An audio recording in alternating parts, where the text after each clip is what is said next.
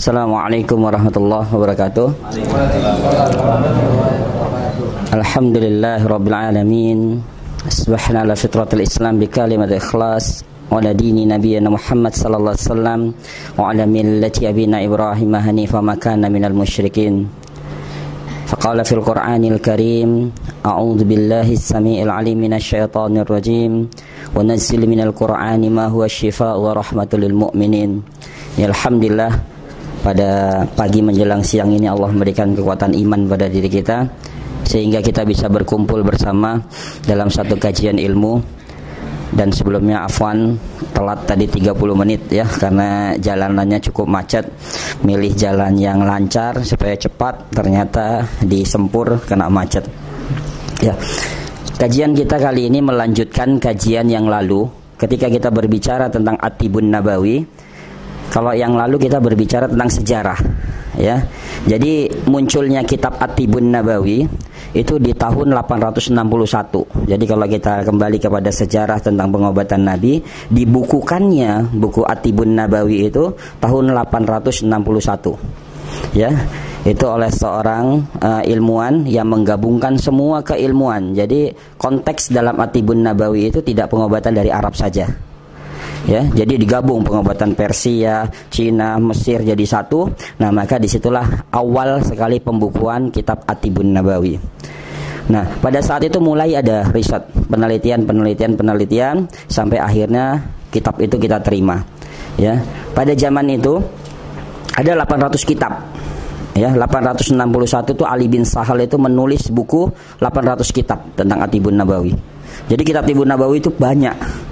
Ya, udah itu Hunain, ya, seorang ulama juga membuat kitab At-Tibun Nabawi tapi khusus tentang penyakit mata. Itu 360 kitab. Ya. Nah, lalu dibuat lagi oleh Abu Bakar Ar-Razi khusus tentang penyakit anak, itu lebih dari 900 kitab. Ya, jadi kitab Tibun Nabawi yang kita terima sampai saat ini tuh hanya Ibnu Qayyim atau Ibnu Battuta, itu hanya sempalan-sempalan kitab kecil. Nah, lalu dalam kitab itu kita akan menggali satu, karena tadi ada ayat yang dibaca tentang surah An-Nahl tentang madu, ya. Maka dibahas tentang herbal tunggal. Ya, herbal tunggal di sini salah satu bab awalnya adalah madu atau asal. Nah, kalau kita lihat dari sejarah madu sebelum kita masuk tentang apa itu manfaat madu, ya. Madu ini sudah dikenal dari 7.000 tahun sebelum Masehi. Ya, dulu masyarakat menemukan madu itu tidak sengaja. Ya, jadi 7.000 tahun sebelum Masehi itu sudah mengenal madu. Ya, jadi pada saat masyarakat itu sembunyi di dalam gua-gua, di situ ada retakan-retakan gua. Nah, ternyata di atasnya itu adalah lebah. Nah, mereka meminum tetesan-tetesannya tersebut dan ternyata itu adalah madu. Ya, dari 7.000 tahun sebelum Masehi, nah, mulai ada peternakan madu. Ya, di zaman itu adalah 3.100 sebelum Masehi. Nah, orang sudah mulai beternak. Jadi kalau dulu cari di goa-goa, dia hanya kebetulan. Nah, mulai berpikir masa Babilonia, ya, zaman Sumeria. Nah, mereka mulai menternak tentang itu madu. Ya, nah, sampai berkembang.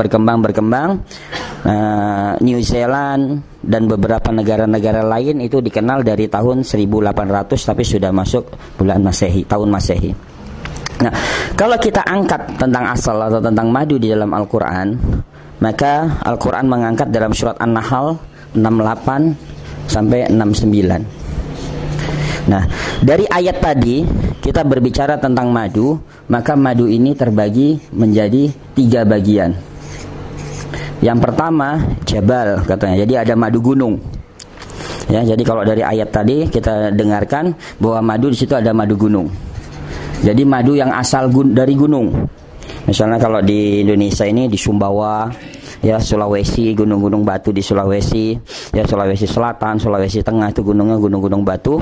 Nah, maka Al-Quran mengangkat madu yang paling bagus adalah yang pertama adalah madu gunung. Nah, yang kedua diangkat adalah hutan. Nah, ini bedakan gunung dengan hutan. Ya, jadi kalau gunung, kalau bahasa Al-Quran ini, gunung itu yang kondisi lahannya kritis. Ya, jadi tidak banyak tanaman, tapi kondisinya gersang, kritis. Maka diangkat dalam Al-Quran itu jabal yang pertama, dalam artian lebah itu bertahan untuk hidup, itu luar biasa untuk mencari makan. Ya, jadi kata kunci dalam dunia herbal atau dalam bab kesembuhan atau bab pengobatan, semakin lahan itu kritis, semakin sulit untuk mencari makan, maka tanaman itu atau herbal itu sangat berkhasiat. Itu kata kuncinya. Ya, jadi ikan yang kedalaman 3000 meter di bawah permukaan laut sama yang 500 meter bawah permukaan laut itu lebih khasiat yang 3000. Karena gelap, sulit cari makan, tapi dia bisa bertahan hidup. Itu menandakan antioksidan atau kekuatan fisik ikan tersebut kuat, antibodinya kuat. Nah, kalau di kita pegagan yang hidup di bawah kebun teh sama yang hidup di pinggir sawah, di galengan sawah, itu lebih khasiat yang di pinggiran sawah. Ya, yang warnanya lebih kuning-kuning, bukan terlalu hijau. Nah, itu jauh lebih berkhasiat dibandingkan dengan pegagan yang subur. Makanya orang-orang Chinese dunia pengobatan itu mencari pegagan atau antanan itu yang warnanya tidak hijau, tapi dia agak kuning-kuningan. Nah, itu menandakan bahwa herbal semakin kritis maka semakin bagus. Nah, maka dikatakan gunung di sini adalah gunung yang terjal, gunung yang tidak banyak tanaman, ya, gunung batu, ya. Maka dikatakan bahwa gunung-gunung di sana itulah yang menghasilkan madu yang berkualitas, ya. Nah, yang kedua adalah hutan. Hutan ini umum, ya. Di sana subur. Maka dikatakan ini menjadi urutan yang kedua. Dan yang ketiga dikatakan adalah yang diternak, ya, yang dipelihara oleh manusia. Nah, itu adalah madu ternak. Ya, nah, jadi dari ayat tersebut kita akan membahas tentang madu, ya, menjadi 3 tadi. Yang pertama adalah madu gunung, madu hutan, madu ternak. Karena berbicara tentang madu ini banyak sekali, bahkan dari beberapa riwayat, ya, Nabi mengatakan obatilah diri kalian dengan hijamah, madu dan kai. Lalu Nabi mengatakan tapi aku larang kalian dengan menggunakan kai karena dengan membakar. Jadi kai itu dengan besi panas disundut. Ya, maka para ulama mengizinkan kalau itu terkena hewan bias,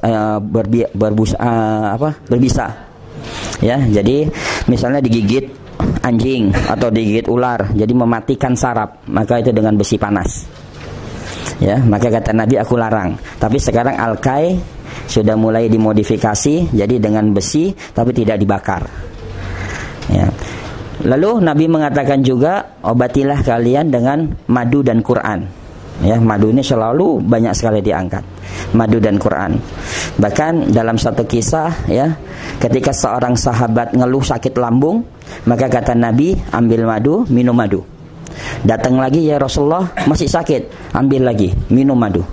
Nah, sampai 3 kali, ya Rasulullah masih sakit, ambil lagi, minum lagi. Sungguhnya lambungmu berdusta. Maka pada saat yang keempat dia minum, sembuh. Nah, di sini menjadi satu penelitian bagi dunia medis, ya, ilmuwan pada saat itu. Maka diangkat dalam kitab Smith Papyrus adalah seorang dokter Nasarah pada saat itu yang konsen terhadap madu. Ya, konsen terhadap madu. Dia mengatakan pada saat pertama dianjurkan minum itu adalah membersihkan pencernaan, maka tambah sakit. Pada saat kedua proses lebih kuat lagi. Jadi seperti katanya sayatan yang dikasih alkohol. Jadi nyeri sekali. Nah, ketiga dan keempat dia sembuh. Maka Nabi mengatakan pada saat yang ketiga lambungmu berdusta, maka bertobatlah. Nah, jadi banyak. Nah, lalu kalau kita lihat dari kisah, ya, beberapa ulama mengangkat tentang madu dengan air hujan. Karena dalam Tibun Nabawi diangkat tentang manfaat air hujan. Air hujan ini banyak sekali diangkat. Ya, makanya air di dalam bambu itu sangat manfaatnya luar biasa, Pak. Ya. Air kelapa itu manfaatnya sangat luar biasa. Ya. Jadi ada satu kisah di zaman dulu itu, ketika ada penyakit yang tidak sembuh-sembuh, lalu diambil air hujan, ditampung, lalu dikasihkan madu dan diminum. Ya, jadi diminum. Nah, tapi air hujan di sini bukan air hujan di awal. Ya, jadi setelah hujan beberapa menit baru kita tampung. Ya, jadi tidak dianjurkan kalau sekarang air hujan baru hujan ditampung. Ya, keasamannya terlalu tinggi. Ya, jadi setelah hujan beberapa menit ditampung, nah dicampur madu. Nah, ini untuk mengatasi penyakit-penyakit yang menahun. Maka disitulah para ulama, walaupun madu ini mempunyai 2 sifat. Yang pertama dia memiliki sifat panas. Nah, tapi dia juga memiliki sifat dingin. Maka Tibun Nabawi memang lebih banyak mengangkat bahwa madu ini adalah dominan memiliki sifat panas. Nah, dari sisi sifat, kalau kita bicara tentang madu, dari sisi sifat ini memiliki sifat panas, maka panas ini identik dengan organ yang namanya jantung, ya, lambung. Ya, jadi dari sifatnya madu ini manfaat buat jantung dan lambung. Kita belum bicara dari kandungan, dari sifat. Ya, nah yang kedua, dia juga memiliki sifat dingin. Nah, dingin ini cenderung dengan ginjal. Ya, kandung kemih, saluran kemih, ginjal. Ya, urinari itu saluran yang memiliki sifat dingin. Nah, nanti dalam kajian Tibun Nabawi berikutnya selalu membuat bahasa-bahasa isyarat. Ya, jadi kalau kita menggali tentang kitab Tibun Nabawi, itu selalu ada bahasa panas, lembab, kering, dingin. Ya, silakan nanti dibaca di dalam kitab-kitab Tibun Nabawi karya siapapun, ya, pasti itu selalu ada sifat begini. Misalnya kurma, panas, lembab dan kering. Ya. Zabib, kismis, lembab dan kering. Nah, karena apa? Kitab Tibun Nabawi itu udah gabungan dari seluruh pengobatan. Ya, dari China, dari Mesir kuno, dan masuklah murni dari Tibun Nabawi dari berdasarkan dengan wahyu. Makanya kajian yang pertama kita angkat bahwa Tibun Nabawi terbagi 3. Yang pertama adalah pengobatan berdasarkan dengan wahyu. Yang kedua adalah pengobatan yang ada di sekitar kita yang tidak berbau syirik. Berarti herbal, terapi-terapi yang ada di sekitar kita yang tidak berbau syirik. Dan yang ketiga adalah dunia medis. Itu bab Tibun Nabawi. Nah, maka dari kajian tersebut, kalau kita lihat madu memiliki sifat panas, madu memiliki sifat dingin, ya, dari sifatnya bisa buat jantung, bisa buat lambung, dan bisa buat ginjal. Nah, maka disinilah kita angkat ketika Al-Quran mengangkat tentang madu ini sebagai asyifa, sebagai penyembuh. Ya, tahu cara minum madu yang baik, Bapak sama Ibu? Untuk memunculkan sifat panas dan dinginnya, ini yang meneliti malah non-muslim nih, bukan kita. Ya, kajian tentang madu ini baru tuntas kalau kita selesaikan itu sekitar 1 tahun 6 bulan. Nah, itu kajiannya seminggu 3 kali 4 kali, itu baru bab madu selesai. Ya, jadi ada aturan di dalam Islam. Setelah yang meneliti malah non-muslim, bukan kita. Ya. Bagaimana cara memunculkan madu yang bersifat panas dan madu yang bersifat dingin buat tubuh kita. Dan bagaimana juga memunculkan supaya madu itu mudah dicerna di dalam tubuh. Ya, butuh waktu hanya 1-3 menit. Beda dengan madu diminum langsung, butuh waktu 25 menit. 20-25 menit. Ya, yang pertama, kalau misalnya di rumah ada madu, anak mau berangkat sekolah atau kondisi anak sedang sakit. Ya, ambil misalnya 2 sendok madu, di-shake. Ya, jadi di-shake pakai air hangat, kocok sampai keluar busa. Nah, minumkan kepada anak. Itu cepat pulih. Karena yang pertama merubah sifat air menjadi alkali, dan yang kedua air tadi merubah sifatnya menjadi cairan infus. Jadi buat nutrisi cepat sekali. 1-3 menit sudah dicerna. Ya, beda dengan madu hanya sekedar diaduk. Ya, jadi di-shake sampai keluar busa. Ya, keluar busa, diminum. Nah, airnya tetap air hangat. Ya, jadi tidak menggunakan air dingin. Karena memang hadis dikatakan bangun dari tidur, ya, kondisi pada saat itu memang hangat, tubuh kita juga hangat. Mana membuktikan tubuh kita hangat? Buang air kecil kamar mandi kita hangat. Nah, maka dibutuhkan pada pagi hari itu adalah air hangat untuk mencampur madu. Ya, jadi di-shake. Silakan nanti bisa dicoba. Nah, ya. Nah, kalau madu di Indonesia, kadar air madu Indonesia itu kan 20-25 atau 26% kadar airnya. Berarti kalau kita ambil 1 botol air mineral itu kan 600 ml ya. Nah, ini butuh 2 sendok nih. 2 sendok makan. Ya, karena kadar air 20-26. Madu Timur Tengah itu 20-13%. Ya, jadi dia butuh 1 sendok untuk 1 botol air mineral. Ya.